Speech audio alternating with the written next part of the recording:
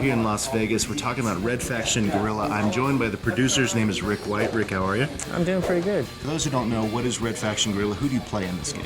Red Faction Guerrilla, you play a guerrilla. You start as a miner, and you basically, your brother dies, EDF or Defense Force, who were the good guys in Red Faction 1, they've turned into the bad guys, and it's really this oppressive force that is starting to take control of the property and really trying to make these forced labor camps, basically. And so you get tired of it, you get your sledgehammer, and you start fighting back and trying to throw these guys back off of Mars. And you start with a sledgehammer, but that certainly isn't the only weapon that you start off with. But, of course, one of the keys to this game is the sheer amount of destruction that you can do with the hammer and with everything else. Tell us about, that's one of the big keys with the game, destruction. Every weapon you get in the game does some type of destruction, whether it's the nano rifle, the sledgehammer, the remote charges, singularity bomb. I mean, there's all kinds of these weapons that do destruction in a different way. And the goal there is, as you interact in the world and you have your different guerrilla actions and you fight the EDF, you're going to have to pick and choose what type of weapon to really kind of solve that puzzle and overcome that encounter and overcome the EDF. One of the things that struck me about the game, playing the single-player campaign, was how quickly you're let loose in the world. You have a few story missions that you have to do, and all of a sudden the world opens up. You have lots of side missions that you have to do, all to a larger goal of freeing individual areas in the game. But can you talk about that design decision to open things up so early?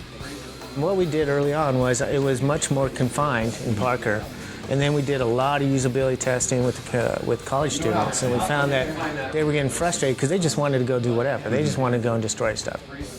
They liked the missions, but they really felt constrained. And so Parker we turned into more of a tutorial, get yourself a little wet, and then when you get to Dust, it kind of opens up. You can do anything. You can activate the missions how you want. You can do the guerrilla actions as often as you want, or whatever you want. But the goal is you're trying to lower the Earth Defense Force's control of a particular area, and you're also trying to raise the civilian morale so that they'll help you more often. They'll show up and start to help you take on an EDF checkpoint, or they'll tell you where there's an ammo crate and you get more ammo from it, sort of thing. So you really want the population to help you as you basically try and make it too costly for the EDF to be there.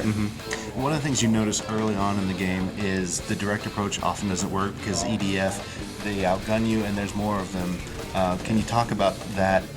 We looked at the open world and we looked at the destruction. It's pretty dynamic. You can do anything. Let's bring those together. We need to make a game that allows the player to do hit and run raids. They're able to hit the EDF however they want. We want them to use the destruction to be able to overcome the EDF and their weapons and their tanks and their flyers and everything else. And so if you just run and gun straight in there, you're going to lose. And we wanted that.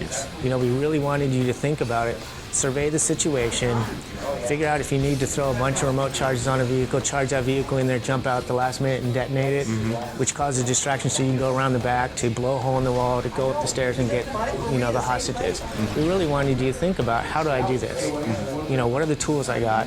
And then how do I solve this puzzle, basically? So let's go back to the tools. You start off with a hammer. You have a machine gun pretty early on, but you guys have worked in some really special weapons as well. Tell me some of your favorites. Well, my favorite is the arc welder. You get that pretty early, and basically it shoots electrical charges that connect to people and metal. But what's really cool about it is I tend to upgrade it so it stops getting the other miners, which is bad, the civilians, and it just focuses on the EDF. Usually that plus the sledgehammer is kind of my favorite combo. Now, one of the things that's interesting also about the game are the mission types. Of course, you have straight go destroy a building, but you also have rail shooting sequences and all sorts of different mission types. Tell me about some of those. Yeah, I mean, we tried to change up. As you progress through the game, we wanted to try and keep it still fresh and try and change up how you do destruction. And so, like, we have the rail sequence where you get the walker and then you get to shoot the Gauss turret at a lot of EDF chasing you, which is a lot of fun.